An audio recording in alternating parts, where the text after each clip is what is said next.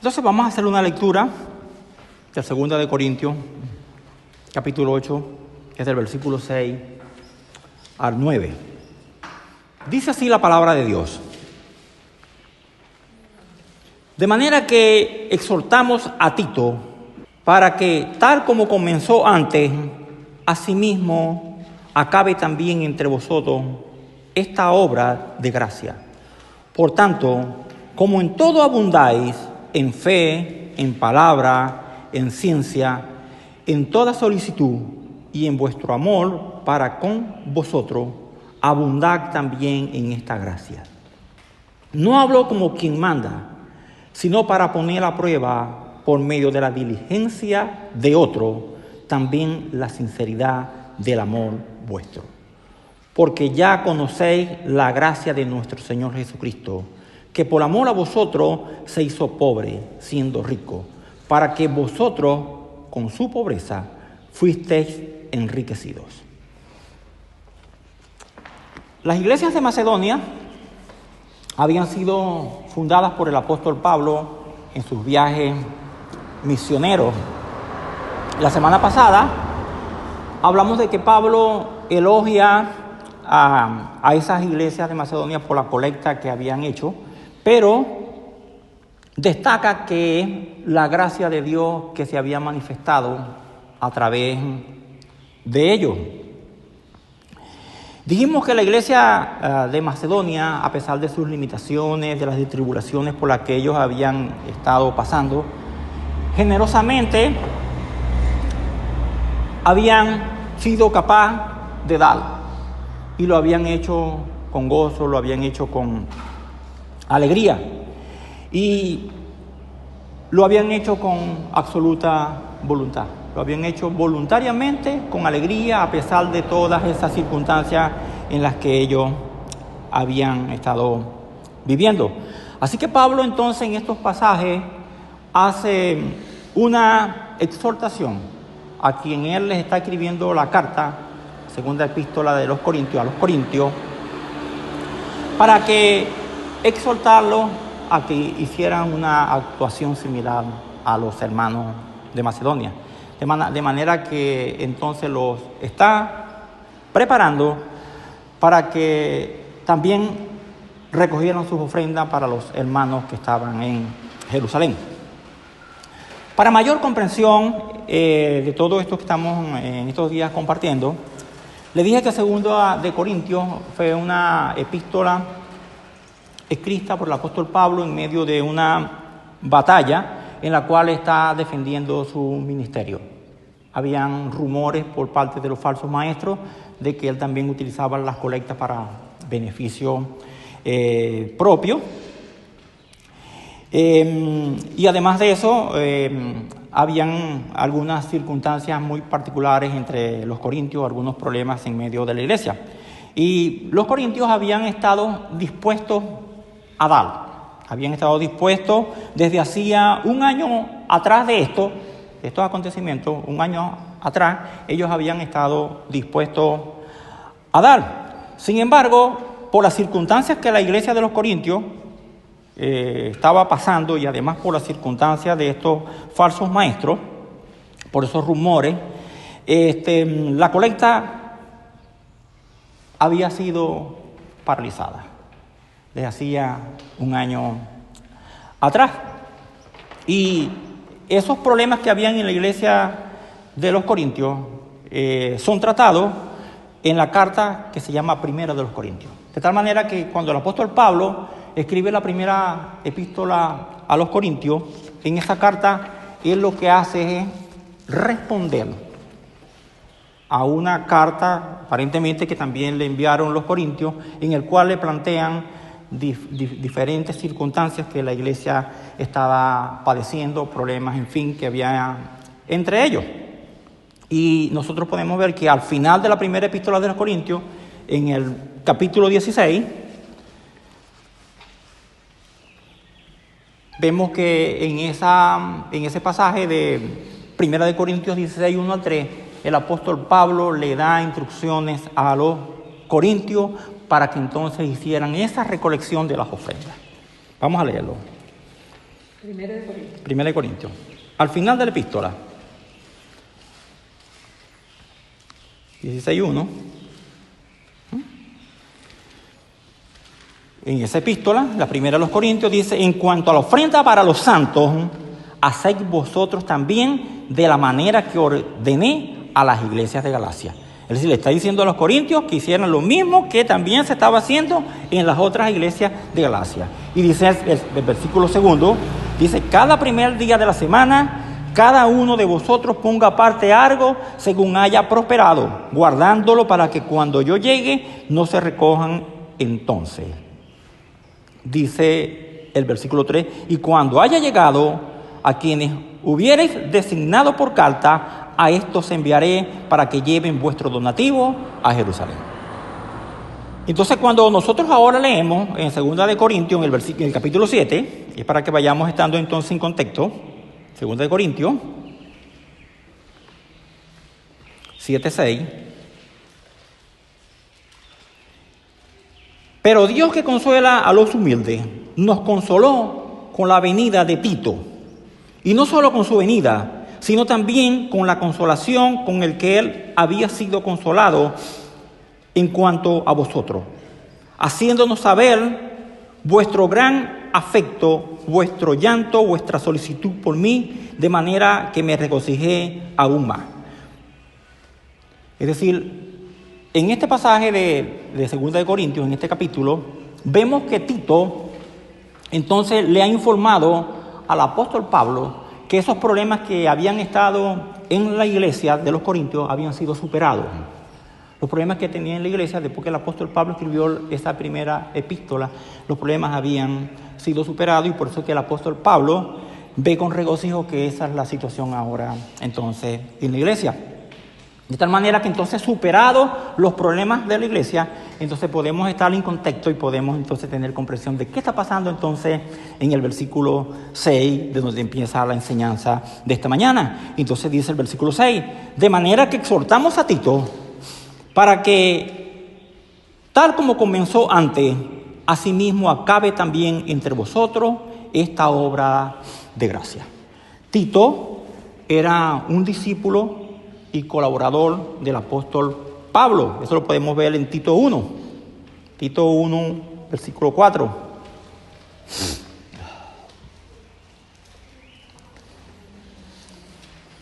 Dice: a Tito, verdadero hijo en común. Es decir, que Tito se había convertido a través de las predicaciones del apóstol Pablo. Dice: hijo en la común fe. Gracia, misericordia y paz de Dios Padre y del Señor Jesucristo, nuestro Salvador. De tal manera que Tito entonces era un discípulo y colaborador del apóstol Pablo, y él debía haber estado en Corinto para promover esa recolección de las ofrendas desde hacía un año atrás.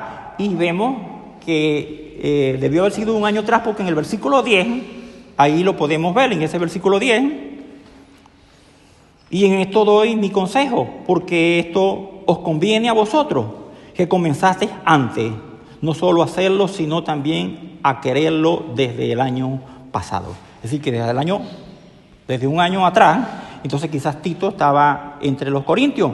De tal manera que se piensa que Tito pudo haber sido probablemente el que llevó esa primera epístola que lleva el nombre de los corintios. Es decir, que aunque esa colecta debía haberse hecho desde hacía un año atrás, se había detenido por estos problemas que la iglesia tenía. Entonces, ahora que los problemas han sido superados en Corinto, entonces Pablo insta a Tito nuevamente a retomar el asunto de las ofrendas. A retomar el asunto de las ofrendas, alentando a los corintios para que completaran la recaudación de ese dinero para los santos de Jerusalén. Y Pablo, cuando lo hace, lo que está haciendo es que está poniendo a los macedonios como ejemplo para ellos, que eso es lo que dice en el versículo 1. Por eso en el versículo 1 dice: asimismo, hermanos, os hacemos saber la gracia de Dios que se ha dado a las iglesias de Macedonia. porque está usando el ejemplo de los macedonios para que los hermanos de Corintios actuaran de la misma manera. De tal manera que entonces Tito debía entonces terminar, como dice ese pasaje, esta obra de gracia. Esta obra de gracia no era sino la recolección de las ofrendas entre los corintios, a fin de que estuvieran preparadas para ser llevadas a Jerusalén, como lo dice 2 de Corintios 9:3. Pero he enviado a los hermanos para que nuestro gloriarnos de vosotros no sea vano en esta parte, para que, como lo he dicho, estéis preparados. En el versículo 5 dice: por tanto, tuve por necesario exhortar a los hermanos que fuesen primero a vosotros y preparasen primero vuestra generosidad antes prometida, para que esté lista como de generosidad y no como de exigencia nuestra. Entonces, era una obra de la gracia, porque era una actividad inspirada por la gracia de Dios, inspirada para dar. Es la obra inspirada de Dios para que ellos entonces dieron. Por eso es que nosotros entonces tenemos que entender que se le atribuye a Dios todas las obras buenas que realmente se pueden hacer. Y por eso es que para Dios es la gloria. Porque es Dios quien pone en el corazón hacer lo que es bueno, lo que es digno de alabanza, lo que es verdaderamente grato. Es una obra de la gracia de Dios. En el versículo 5 dice, 7, dice: por tanto, como en todo abundáis, en fe, en palabra, en ciencia, en toda solicitud y en vuestro amor para con nosotros, abundad también en esta gracia. A pesar de los problemas que la iglesia de los Corintios tenía, por lo cual Pablo les escribe, ellos eran fuertes en muchos sentidos. A pesar de todos esos problemas que dijimos que tenía la iglesia de los Corintios, ellos eran fuertes en muchos sentidos. O sea, Dios le había dado misericordiosamente muchas cosas, además de la salvación. Además de la salvación, les había dado dones espirituales. Nosotros todavía no hemos tenido mucha oportunidad de hablar sobre los dones espirituales, pero vamos a hacer una lectura de lo que 1 de Corintios dice. Vamos a leer 1 de Corintios 1, 4, 7. Dice aquí el apóstol Pablo: gracias doy a mi Dios siempre por vosotros, por la gracia de Dios que os fue dada en Cristo Jesús.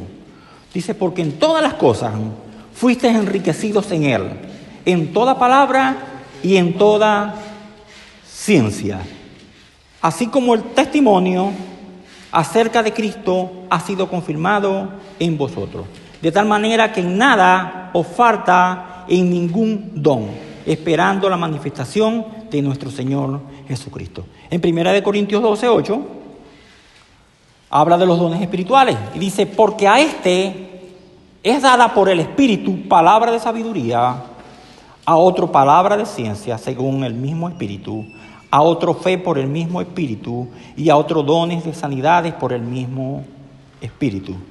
Dice a otro el hacer milagros, a otros profecía, a otro el discernimiento de espíritu, a otros diversos géneros de lengua y a otros interpretación de lengua. De eso trataremos más en detalle en otra oportunidad, pero Dios, a través del Espíritu Santo, da dones como a Dios le place. De forma soberana, el Espíritu de Dios le da dones a los creyentes y esos dones son para la edificación de la iglesia.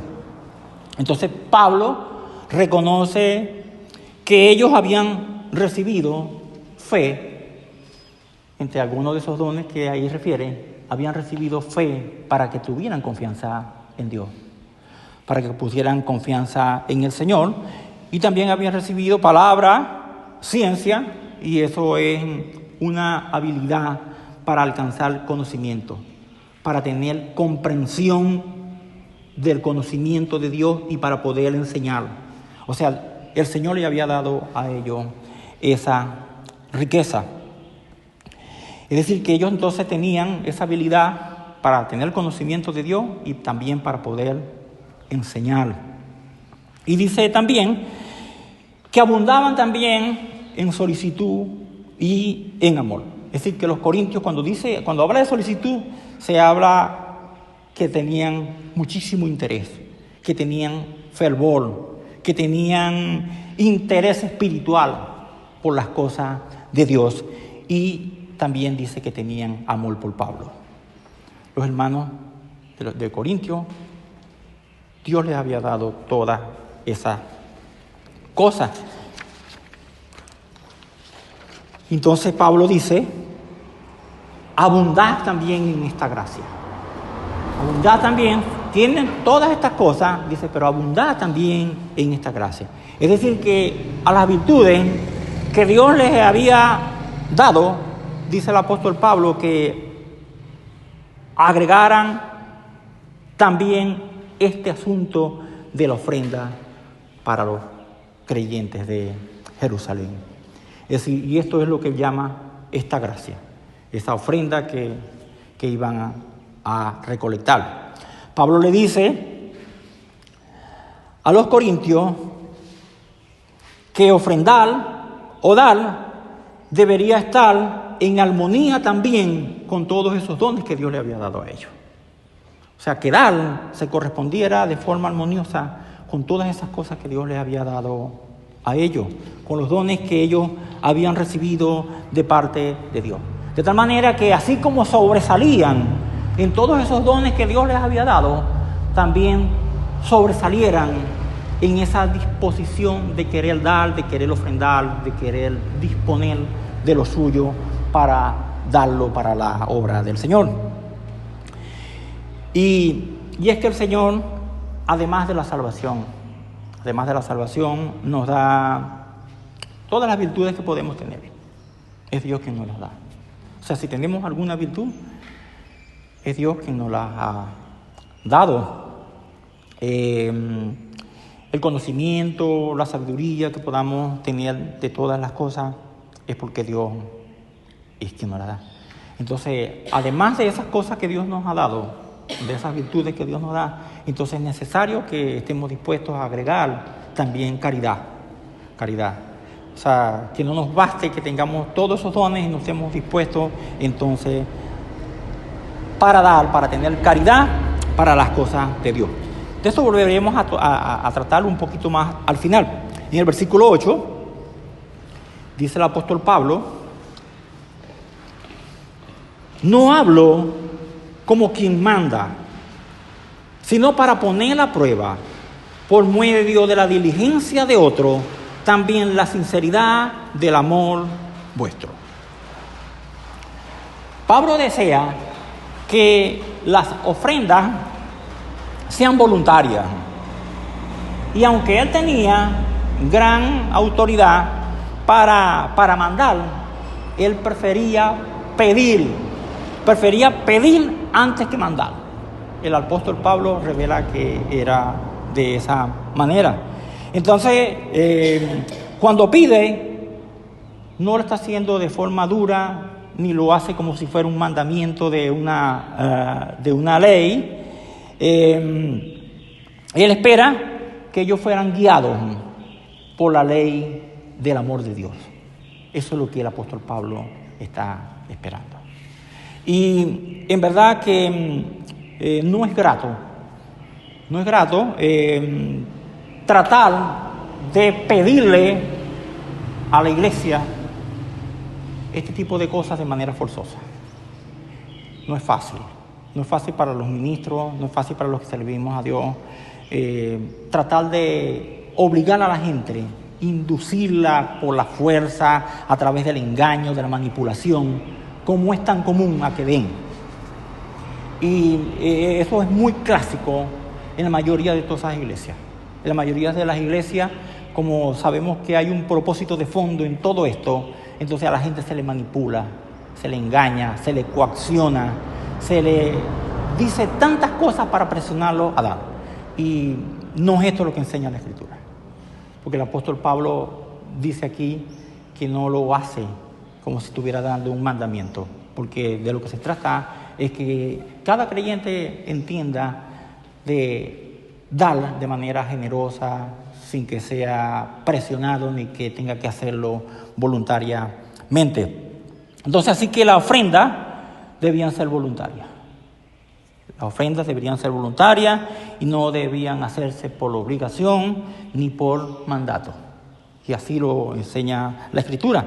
Y esto que el apóstol Pablo está haciendo aquí ayuda a confirmar que en el Nuevo Testamento no se impuso diezmos para la iglesia, que eso no existía para los creyentes en el Nuevo Testamento, y que no existía ningún porcentaje, como solemos ver por ahí. Así que esta colecta que estamos aquí compartiendo en estos pasajes no se parece para nada al sistema que sí estaba impuesto por la ley judía a los judíos. Eso no se muestra en el Nuevo Testamento.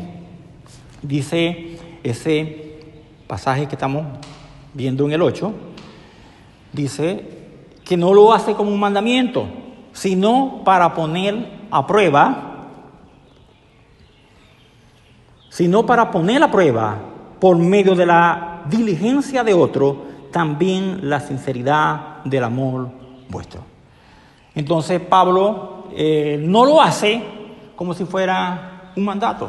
Cuando lo está haciendo, cuando está exhortando a estos hermanos a que dieran, no lo hace como un mandato, más bien él quiere que lo hagan como una prueba de autenticidad de su amor para él, de su amor para la iglesia, de su amor para esos que tenían necesidad, que estaban en Jerusalén. Quería que lo hicieran para que demostraran la autenticidad del amor. Los creyentes de la iglesia de Corinto no habían padecido como los hermanos de Macedonia. Y hablamos del contexto que tenían los hermanos de esa iglesia de Macedonia. O sea que a pesar de todo eso que ellos habían vivido, ellos habían sido muy generosos, a pesar de las circunstancias que ellos habían estado padeciendo. Entonces Pablo no quiere que los hermanos de Corintios sean avergonzados por no dar. Es decir, si aquellos han dado generosamente en medio de las circunstancias que han padecido, entonces serían vergonzosos que otros que no tenían situación similar no fueran capaces también de ofrendar. Entonces el apóstol Pablo quiere gloriarse de ello, sentirse orgulloso, satisfecho de que ellos también han dado. Así que entonces el apóstol Pablo quiere asegurarse que la conducta de ellos revele su genuino amor. Entonces espera que entonces también ellos cumplan como los hermanos que estaban en Macedonia, y viendo el amor de ellos los imiten y hagan igual que los hermanos de Macedonia. Vamos a leer 1 de Juan 3:18. Hijitos míos, no amemos de palabra ni de lengua, sino de hecho y en verdad. Es decir, afirmar que se ama a alguien no es suficiente. Afirmar que yo te amo, o afirmar que yo amo al Señor, o afirmar que yo amo a la iglesia, o sea, no es suficiente. Porque el amor no es una cuestión de mero sentimiento. El amor es una cuestión de hecho. O sea, y por eso nosotros todos decimos que yo espero que la gente me ame, es con hecho, con sus acciones. Por eso es que nos extraña mucho cuando la gente desde lejos nos dice, no, yo te quiero mucho. Porque uno espera que la gente muestre su amor es con hecho, con acciones. Y la Escritura enseña que es así, que eso es así. Entonces decir que amamos a Dios, que Dios es lo más importante para mí, que amamos la iglesia, no se corresponde con la verdad si no lo demostramos a través de nuestro accionar. Versículo 9. Porque ya conocéis la gracia de nuestro Señor Jesucristo, que por amor a vosotros se hizo pobre, siendo rico, para que vosotros con su pobreza fueseis enriquecidos. El apóstol Pablo, en este versículo, apela al ejemplo más grande, al ejemplo magno y definitivo, el Señor Jesucristo, quien por su gracia y su generosidad nos da la salvación. Sabemos que la salvación no es sino un regalo inmerecido que nosotros tenemos, un regalo generoso, desinteresado, sin ningún mérito, porque a Dios le ha placido darnos la salvación. Es decir, que tan generoso es el Señor que siendo dueño de todas las cosas, siendo dueño de toda la gloria, de la honra y de todo el honor, Él mismo renunció a todos sus privilegios, renunció a ellos y se entregó por nosotros. Entonces, en este pasaje se nos revela la preexistencia y se nos revela la eternidad de nuestro Señor Jesucristo, porque dice siendo rico. Y evidentemente que el Señor Jesucristo no fue rico en esta tierra, porque cuando decimos que siendo rico, no se puede suponer que el Señor Jesucristo no fue rico cuando fue bebé, ni tampoco fue rico cuando se hizo adulto en su peregrinar.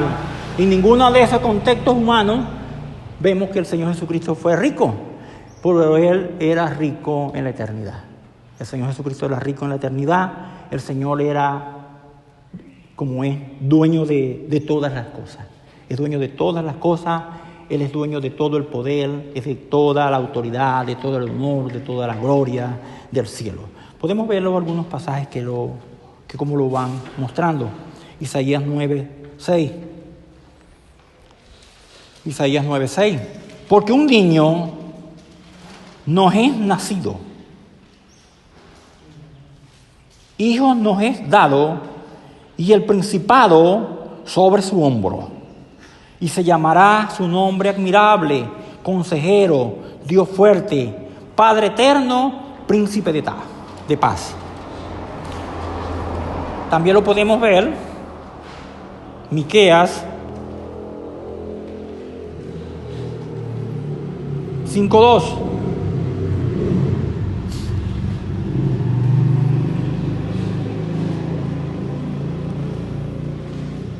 Pero tú, Belén Éfrata, pequeña para estar entre la familia de Judá, de ti me saldrá el que será Señor en Israel, y sus salidas son desde el principio, desde los días de la eternidad. Juan, Evangelio de Juan 8:58. Juan 8:58.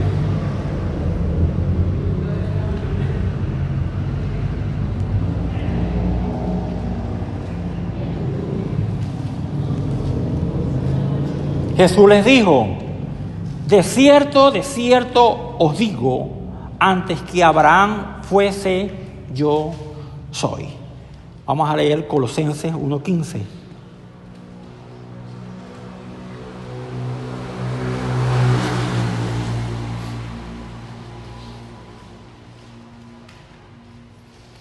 Dice 1:15 al 18.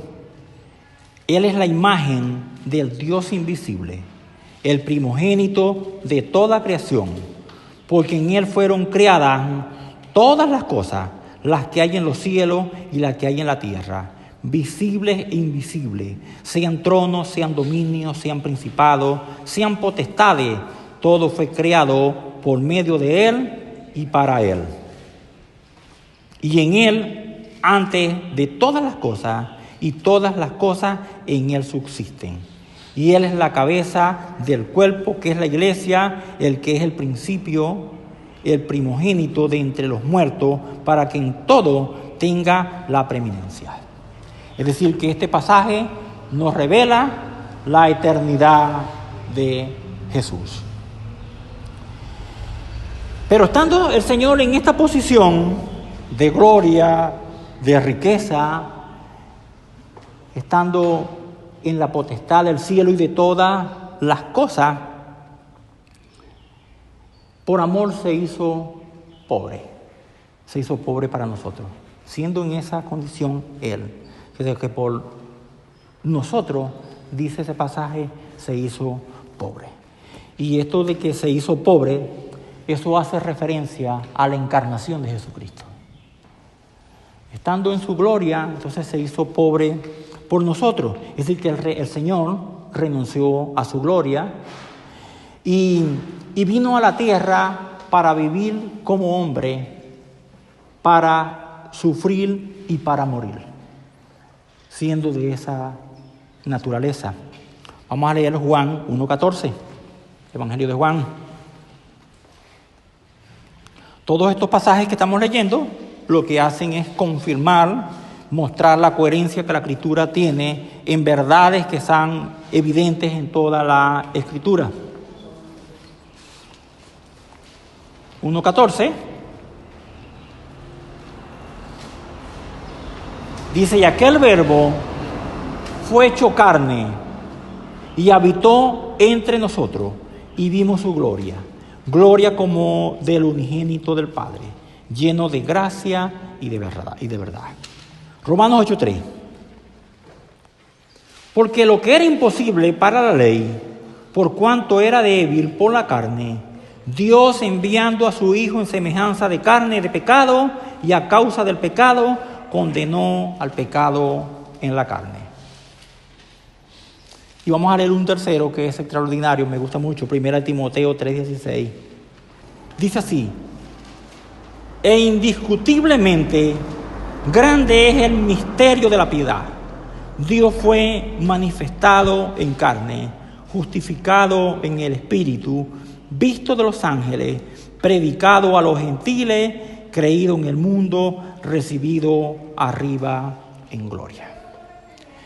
Entonces, el Señor Jesucristo dejó a un lado todas las prerrogativas divinas que tenía en el trono celestial, adoptó forma humana y muere entonces en una cruz como un delincuente común. Es decir, el Señor Jesucristo se hizo como un miserable.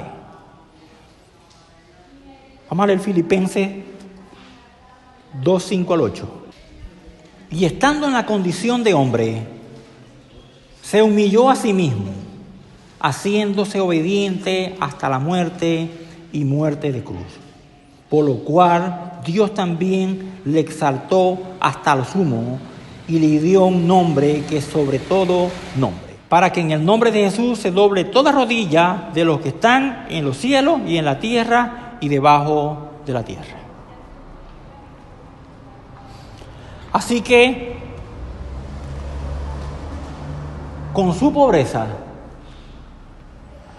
los creyentes venimos a ser enriquecidos espiritualmente mediante su sacrificio en la cruz.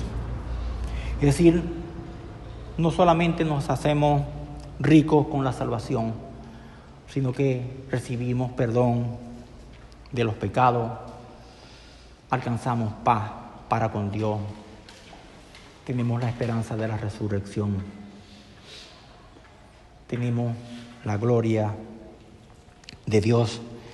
Y la Escritura dice todas estas cosas. Vamos a leer 1 Corintios 1:4. Gracias doy a mi Dios siempre por vosotros, por la gracia de Dios que os fue dada en Cristo Jesús. Porque en todas las cosas fuisteis enriquecidos en Él, en toda palabra y en toda ciencia. Así como el testimonio acerca de Cristo ha sido confirmado en vosotros. De tal manera que nada os falta en ningún don, esperando la manifestación de nuestro Señor Jesucristo. En el 3:22, sea Pablo, sea Apolo, sea Cefas, sea el mundo, sea la vida, sea la muerte, sea lo presente, sea lo porvenir, todo es vuestro. Efesios 1:13. Bendito sea el Dios y Padre de nuestro Señor Jesucristo, que nos bendijo con toda bendición espiritual en los lugares celestiales en Cristo. Primera de Pedro 1:3 y 4. Bendito el Dios y Padre de nuestro Señor Jesucristo, que según su grande misericordia nos hizo renacer para una esperanza viva por la resurrección de Jesucristo de los muertos, para una herencia incorruptible, incontaminada e inmarcesible, reservada en los cielos para vosotros. Es decir, que todas estas riquezas las tenemos los que hemos creído en el Señor por su muerte, por su sacrificio en la cruz. De tal manera que estas son las riquezas que Dios le ha dado a los creyentes. Y esto es lo que se llama entonces el intercambio. El intercambio porque ese que es justo, aquel que era sin pecado, se hizo pecado. Él se hizo pecado, Él se hizo miserable, como lo vemos en la cruz, para constituir justo a los pecadores. Eso es lo que Jesús hace. Por eso que Él, siendo rico, se hace entonces, por nosotros se hizo entonces pobre. Para que por su pobreza nosotros entonces fuéramos enriquecidos. Entonces a nosotros los creyentes solamente se nos apremia de dar cosas materiales. A nosotros se nos apremia de que demos dinero, se nos puede apremiar porque demos vestido, porque demos comida, quizás porque demos también tiempo para Dios. Pero no se nos pide que nos demos a nosotros mismos. Y eso es lo que sí hace Jesús, que Él se dio a sí mismo. Entonces, en el contexto, si los corintios han llegado a poseer todas esas riquezas espirituales con la salvación, entonces ellos debían también imitar a Jesucristo. Ellos debían ser capaces de imitar a Jesucristo. Entonces, así la iglesia hoy. Si de nuestras miserias espirituales, por el pecado que arrastramos, hemos sido elevados a ricos con riquezas espirituales, entonces deberíamos estar totalmente dispuestos y a la orden y con alegría para dar también para la obra del Señor.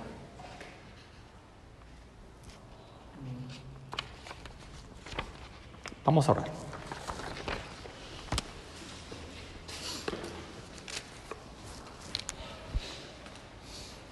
Padre, en el nombre de Jesús, Señor, te bendecimos, Señor. Te bendecimos, te honramos, Señor, y somos tan pequeñitos, Señor, para acercarnos, Señor, a tu presencia. Sin embargo, sabemos, Padre, que por tu gracia, Señor, por tu misericordia, podemos acercarnos, Señor, a tu presencia, Señor, porque forma parte, Señor, de la riqueza, Señor, de las cosas maravillosas que tú nos has dado, Señor. Por eso nosotros te bendecimos, Padre, porque tenemos este privilegio de poder acercarnos a tu presencia, porque por tu gracia, Señor, por tu sacrificio en la cruz, Señor, hemos sido enriquecidos de tal manera, Señor, que hemos sido reconciliados, Señor, contigo, Padre. Y por eso tenemos esta comunión, por eso bendecimos tu nombre, Señor, te exaltamos, Señor, te damos infinitas gracias, Señor, porque ciertamente, Señor, nos has dado tantas riquezas, Señor. Nos has dado vida, Señor. Nos has dado vida eterna. Nos has dado, Señor, la salvación. Has tenido misericordia de nosotros, Señor, y podemos tener paz para contigo, Señor. Por eso nosotros te damos las gracias, te bendecimos, Padre. Te rogamos que tengas misericordia, Señor, de tanta gente, Señor, a nuestro alrededor, Padre, queremos que sea nuestro clamor, Señor, por nuestro país, Señor, por la gente que nos rodea, para que tu gracia, Señor, tu misericordia, Señor, los alcance de tal manera, Señor, que ellos también puedan ser enriquecidos, Señor, por tu pobreza, Señor, por tu sacrificio en la cruz, Señor. Te damos muchas gracias, Padre, en el nombre de Jesús. Amén.